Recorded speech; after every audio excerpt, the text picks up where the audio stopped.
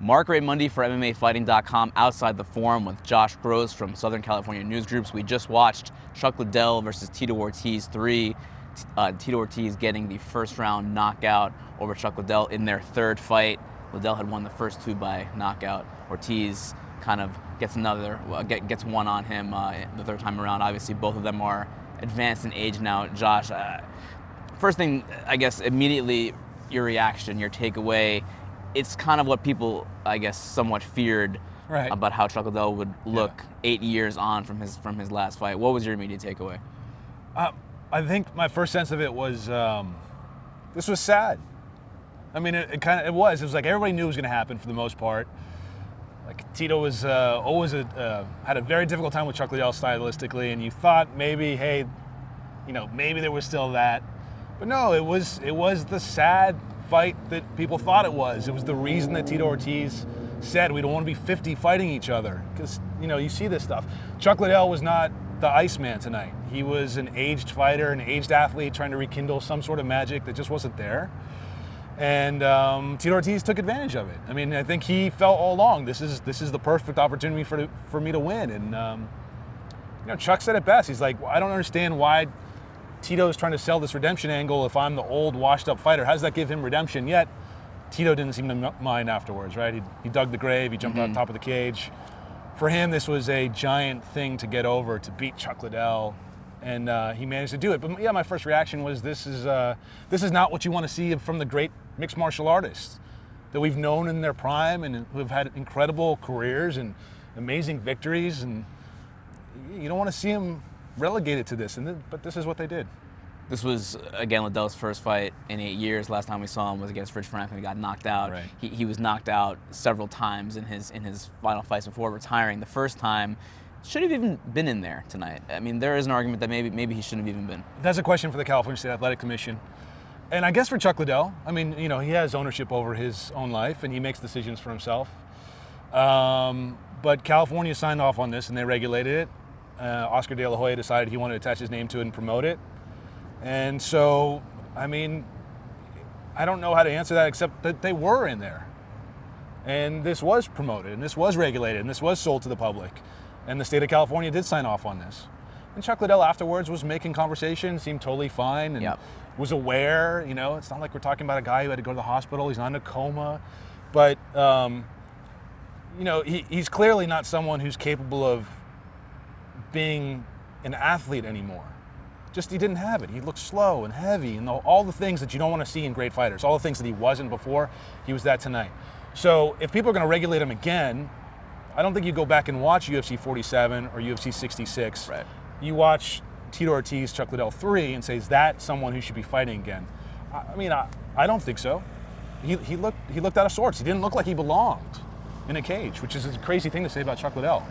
And of course, the California Commission did say that he passed all needed tests, and including extra tests, drug testing, the whole deal. So from that perspective, I guess he was okay. But seeing him in the cage, and we had seen the workout footage, and sometimes you can't always bank completely on that being legitimate. But seeing him in the cage, it did look like the workout videos where he did look a step slow, right? Yeah, it seemed that way almost immediately. Tito said it himself, right? He was like, Chuck was in slow motion. Yeah. And for Tito Ortiz to say that about a puncher, someone who's coming at him and throwing punches, that's a big deal because Tito's never really been a great puncher. He's never been the swiftest puncher. He's never had the best reaction time. For him to say, it was basically like Chuck Liddell was fighting in quicksand and he could never quite get out of it. He couldn't get his feet underneath him. So, yeah, in all those ways, it was depressing to see. Dana White is correct. Chuck Liddell should not have fought again. And Dana White said this in 2010. And a lot of us said it. But here we are, and like I said, Chuck is his man. He can do what he wants. But I think people who are in the business of covering fights, and the fans themselves, what's the attraction in watching Chuck Liddell fight again? Tonight I got it. It's a mystery, you don't know. Right. He knocked this guy out twice, maybe again. But what now? I mean, you tell me, what now? Yeah. What's the attraction of watching Chuck Liddell fight right now? And he did leave that door open. He would not say tonight in the press conference that he was 100% done, so it seems like he still has that itch. Hopefully he scratches that itch by training, because he made that clear that he wanted to be in fight camps, he wanted to be around fighters, he wanted to train fighters.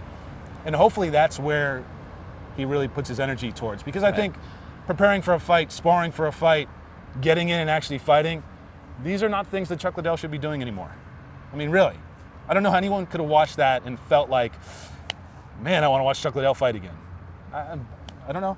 Did you have that feeling as you watched them? I know you're a straight-laced reporter here, guy, but like in the pit of your stomach as you're watching that fight, how did you feel? Yeah, no, I agree with you. Right. When he was in there and they were both there, I felt like it was a cool feeling. It was a cool experience. The atmosphere in the forum, right behind us, was actually great. Mm-hmm. It felt like a big fight, mm-hmm. and then the fight started, and then it kind of went downhill from there. I was at the previous two fights. Yeah. And I covered both fights. 2004 and 2006 are a long time ago, and you clearly saw the difference, and you clearly saw that one guy, Tito Ortiz, had maintained himself over that period of time. He'd been through hell to get back in the cage. I mean, Tito Ortiz is a workhorse. Like, this man is compelled to train and fight, and he's been doing it as a pro for 21 years. And you have to give Tito Ortiz all the credit in the world for doing those things. Chuck didn't. Chuck was stepped away from the game. He didn't really want to. He was sort of put in a position where he needed to. And I don't think Chuck was training regularly. I think Chuck was enjoying life, as he should have been doing. Right. And to step back into the arena now, it just doesn't work. It doesn't work. And I think this is another classic example of, we see fighters who are way past their prime. Not just like past their prime, way past their prime. And this is what it looks like. Ortiz, as you mentioned, fantastic shape all week. He's 43 years old, but it seems like physically, athletically, he still has those gifts. Mm-hmm. He's probably as good of a striker now as he ever was before, post 40, which is crazy to say. Is there still room for Tito Ortiz in MMA as a competitor, do you think? Well, depends what you mean by competitor. There's absolutely room for Tito Ortiz in MMA. He is... I'm not saying a top 10, top 15 opponent, he couldn't beat those guys. Like, if you wanted him to fight Dominic Reyes, that would look terrible. Right, sure. Okay? I don't want him to fight Dominic Reyes. Right, but that's not like, okay, he could beat Chael Sonnen again, but do we need to... I don't know. I hope Tito was sincere tonight, because it sounded like he really doesn't want to fight again.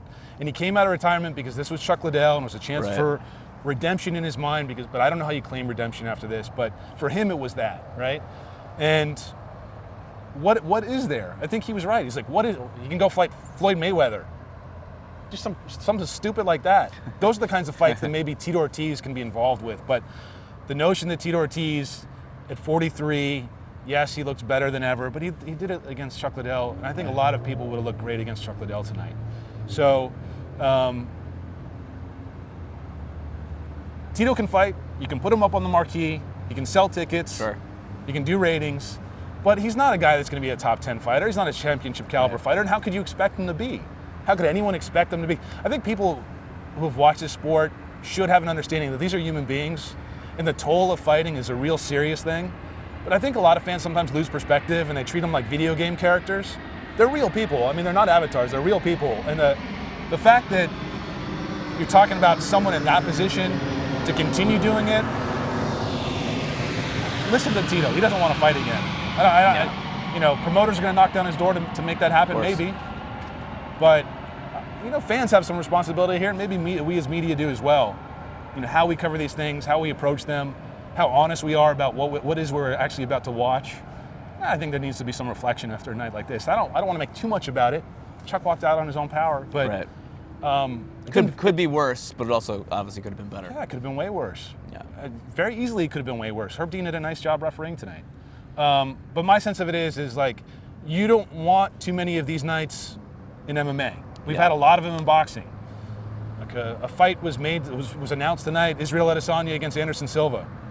Is this similar? Are we seeing a young kid who's going to just absolutely throttle a great old fighter for what?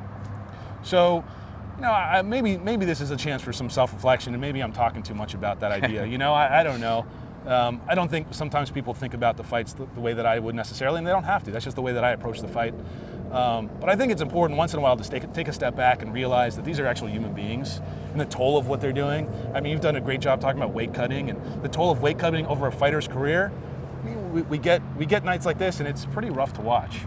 It's definitely an unforgiving sport. A couple last things, Josh. This was Golden Boy Promotions' first foray into mixed martial arts after being a long-time promoter of boxing. How would you grade them on how they did promoting this fight? There was a lot of criticism leading into tonight. Although the gate was good, it was over 7,000. The attendance, it seems like they did at least okay on pay-per-view, but maybe not as good as Liddell versus Ortiz could have. What are your thoughts on how they promoted this fight? I think they promoted it the best way they could. It's not their boxing business. It's not a main part of their business. I think they saw an opportunity for two icons of mixed martial arts, two brand names. Oscar De La Hoya said it correctly. There's a lot of people out there who know who Tito Ortiz is and know who Chuck Liddell is, but couldn't name you another mixed martial artist. That's a fact. Sure. Possibly De La Hoya himself. Yeah, possibly De La Hoya himself. And so, if they're sincere about doing this MMA thing, I think it's actually pretty interesting because they're attempting to do it under the boxing model. If that's a real plan, I'm curious about that. That's something that Tito and Chuck talked about. Where the fighters are getting more represented. Where the fighters are sort of more partners in the individual show as opposed to a piece of a puzzle. I don't know if there's any fighters who are on this card who now have a contract further out for Golden Boy. Don't believe so. So, it's a tough place to be in. It's a tough space to be in if you're not hunkering down and having a large umbrella set of fighters. Because, that's not the space. It's a different sport than boxing, and it's structured differently than boxing. So I think it's wait and see. We'll see what they do moving forward. A lot will determine on the pay-per-view numbers, but you can't try and capture sort of the lightning in a bottle of this kind of fight. A fight that this was the first MMA fight to do over 1 million, right? Tito and Chuck. Sure. And there's not a lot of those out there. So are they going to try and groom fighters to come up, sort of become stars for Golden Boy? Or are they going to pluck here and there? I think that's probably the model they're going to do. I think it's wait and see more than anything. Real quick, you said you had covered both fights, the first two, the one in 04 and the one in 06 between Ortiz and Liddell.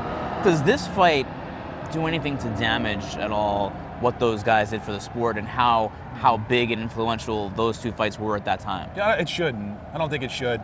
It's its own self-contained thing. I don't see what happened in 2018 as having any reflection on what happened in 2004, 2006. Totally different fighters, totally different set of circumstances, totally different world. Excuse me. And no, they're icons. The Iceman is the Iceman. And the Huntington Beach Bad Boy is the Huntington Beach Bad Boy. I mean, they are who they are. There's not many fighters in mixed martial arts who did what they did, had the kind of careers they did, were as instrumental in bringing over a mainstream audience like they did. And so if this is their swan song together, their sort of last payday, cashing in at a time where the sport is much larger, much more money in the sport, so be it. You understand it.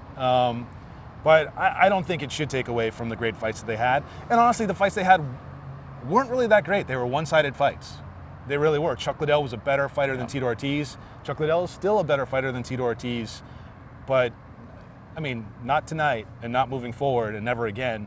But in their primes, I don't think how you can argue otherwise. Tito says, I was injured, and he did. He dealt with a lot of injuries. But Tito's still better than Chuck. I don't see how this changes that. They're still two icons of the sport. This doesn't change that. And, Chuck is better than Tito. Did I say Tito was better than Chuck? Yeah. Well, tonight he was. But you're right. I think if you look at it, there's no way that you couldn't say that Chuck was the better fighter, UFC fighter than Tito Ortiz. And I don't see anything like that to take away from Tito Ortiz. But no, you can't diminish either of their careers based on what happened this evening.